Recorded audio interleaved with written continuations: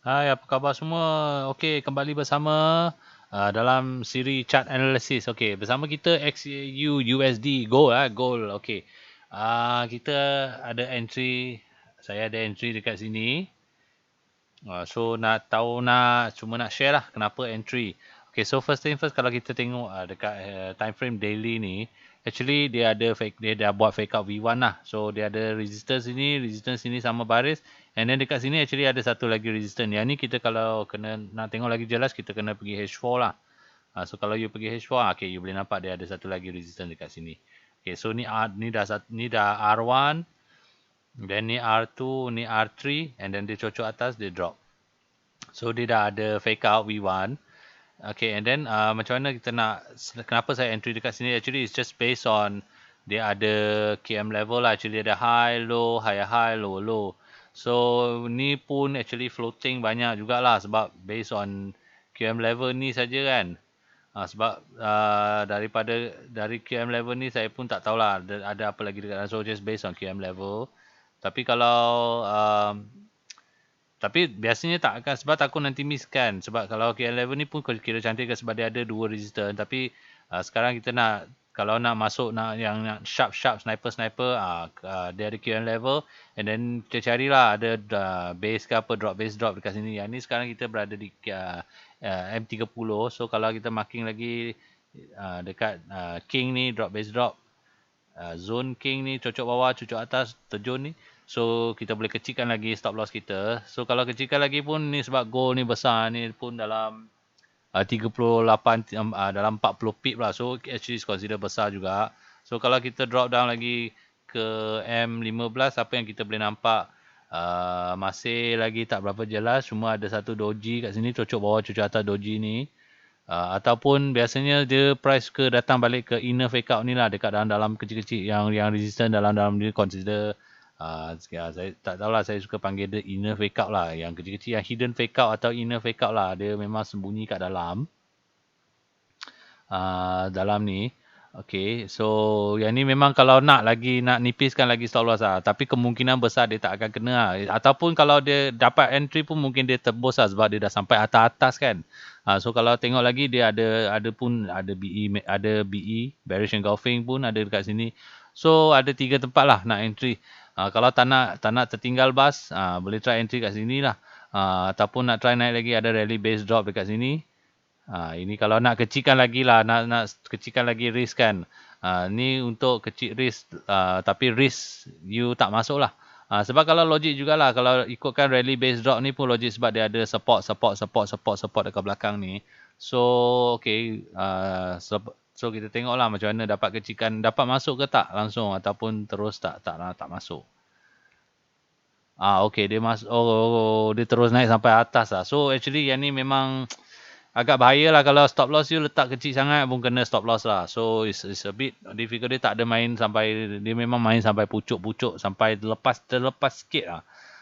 So kadang-kadang tak tahu jugalah, mungkin gold ni memang dia laju pergi, terus dia suka tembus sikit-sikit lah. So ini kalau stop loss letak kecil sangat pun dah miss lah ni. Sebab dia best jugalah kalau letak stop loss dalam 40 pip, save lagi, ataupun 50 pip. Tapi dia dah terjun dalam 300 lebih pip lah. So very good lah. Ni dalam masa sehari ni. Hari ni entry. Lepas tu hari ni dia drop. Satu hari dia drop 180 lebih pip. Lepas tu besok dia continue drop.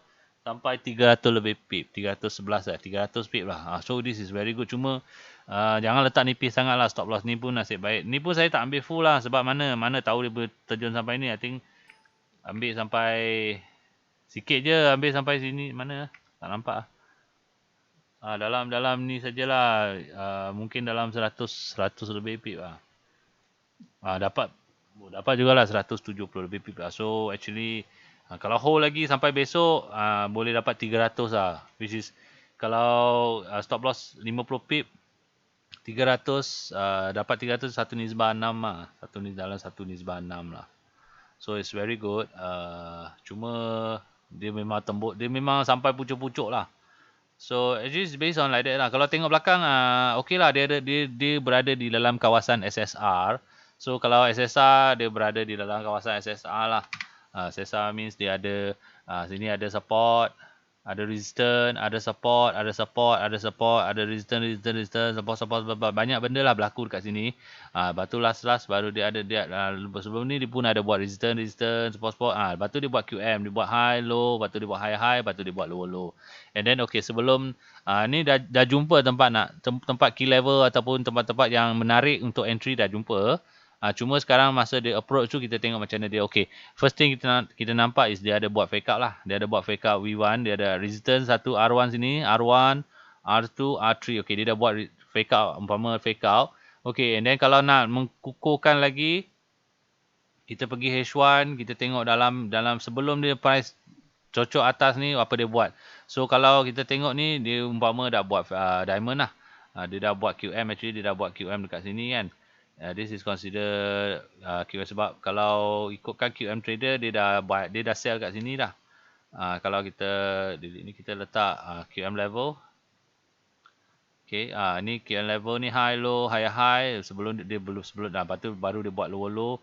Ni pun ramai dah sell lah. SSR trader pun dah buat, kalau SS trader, significant support trader pun dia dah try sell kat sini. Kalau especially kalau dekat kawasan ni ada king ke apa, dah sell lah. Sini pun kena lipat. Naik sini lepas tu BE, kalau trade pakai setup BE pun kena lipat dekat sini. Ni ada bearish engulfing H1 yang nampak significant kan, kuat kan, pun kena lipat juga. So jaga-jagalah kan, yang benda-benda yang kita belajar dari Cikgu Mansur Sapari pun kadang-kadang kena tengok jugalah keadaan kan, sebab yang kita tahu untuk budak-budak Cikgu Mansur, kita akan try sell entry and cari entry kat tempat-tempat significant support kan. Dia banyak support ni, especially kalau dalam ni ada king sebab dia jadi setup SS king kan. So kita tengoklah dia ada king ke tak. M30 tak ada, M5 memang banyak lipat lah I think dekat sini.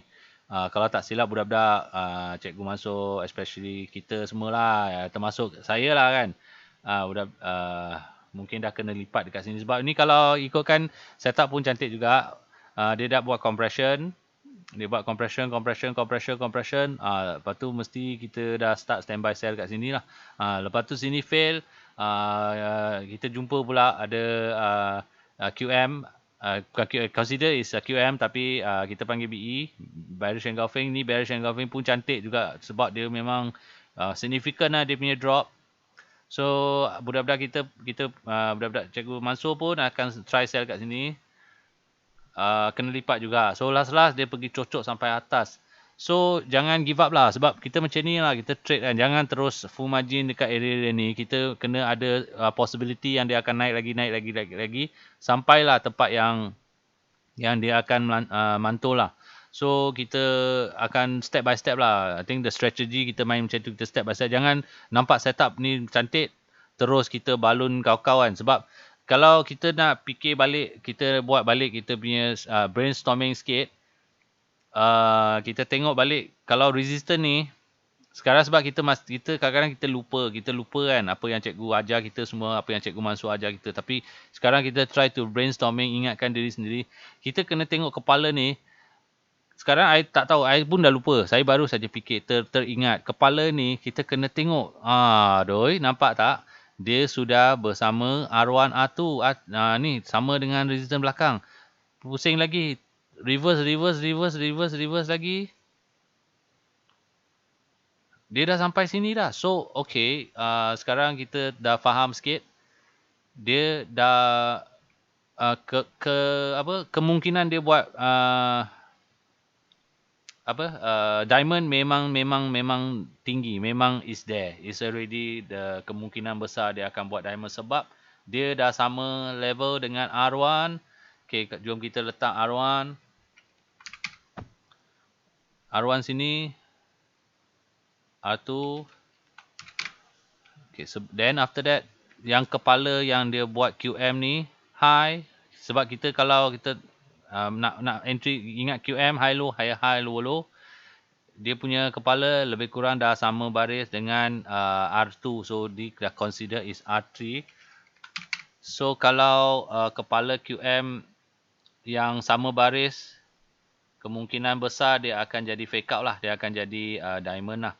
So kalau kita tengok betul-betul, kita ingat balik, kita try brainstorming sikit, kita ingat balik, then mungkin kita akan nampak lah, oh okey, jangan ni bahaya ni, walaupun ada setup semua, kemungkinan besar dia akan terus tembus lah, sebab dia dah ada sign, dia dah ada ni lah, dia dah ada signal yang dia dah nak buat fake diamond kan. So cuma yang next tempat yang kita boleh nampak is yang kita marking tadi ni lah, QM level ni lah. Kenapa panggil QM level? Sebab just based on shadow ni, high low saja, based on shadow ni sajalah. Tapi kalau nak lagi sharpkan entry, kena korek lagi lah dalam ada apa kan. Tapi actually it's just based on this shadow here lah. High low, lepas tu dia buat high, lepas tu dia buat low. Lepas tu of course penting also kawasan lokasi, cikgu selalu cakap lokasi. So lokasi dia pun is consider, kalau bagi saya tengok is consider okey lah, cantik lah. Saya pun masih newbie lagi. Tapi kalau bagi saya nampak is consider cantik sebab dia banyak lah resistance, ada resistance, ada support, resistance, support.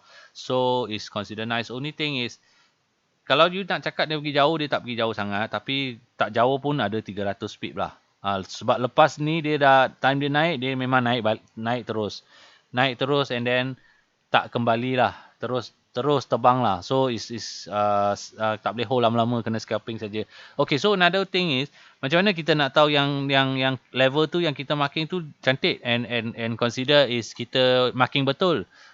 Kalau you nampak sini, dia yang tempat kita marking tu, once dia dah break, dia dah jadi tempat yang kuat, dia dah jadi tempat yang akan tahan price. Sebab kalau you tengok sini, dia terus break, dan dia datang, dia sentuh, dia terus naik balik, dia sentuh lagi sekali, dia terus naik balik. So kita boleh bagi tahu diri sendiri yang okey, tempat yang kita marking ni betul lah kita tempat yang marking ni. Kita boleh ada confidence sikit lah, sebab dia dah jadi macam ni. So this is consider a betul real key level yang kita marking. Cuma masalah dia tak nak turun jauh lah, sebab dia mungkin masih on bias uptrend. Memang bias uptrend, so kita tak boleh lawan lah, sebab ni pun dah kita okey dah, bagi you 300 lebih pip and then dia continue naik. So untuk confirmation, yang untuk bagi tahu yang level ni yang kita marking, yang kita analysis, yang cikgu ajar, dia ada fake out, ada semua ni, macam mana kita nak tahu kita marking betul. Tempat ni memang kuat, tempat ni memang actually dia berpotensi untuk jadi tempat reversal turun bawah beratus-ratus pip. Kita nampak dia sebab dia dah jadi key level, dia dah jadi SSR level lah. So dia dah melantun and then dia break, dia dah jadi support pula. Dia dah jadi kawasan SBR lah, support. RBS lah, resistance become support lah. So you nampak dia dah test sekali, naik balik, test lagi sekali, terus naik, tak kembali lah. Dekat sampai sini pun dia hesitate sikit lah, dia ada turun naik. Lepas tu baru dia break bawah pun untuk dia pun tak jauh sangat lah. So sampai sini confused sikit lah, tak tahu mana dia nak buat. Okay, so I think that's about it untuk gold. Entry untuk gold. Harap dapat belajar sama-sama, harap bermanfaat kepada anda semua yang masih tengah mencari-cari, masih tengah, kadang-kadang pun kita pun banyak yang fail sebab tak tahu kenapa tu semua. So kita masih belajar sama-sama, masih brainstorming lah. Okay, I think that's about it. Thank you so much for watching. Harap dapat profit banyak-banyak, harap dapat profit sama-sama. Thank you, bye.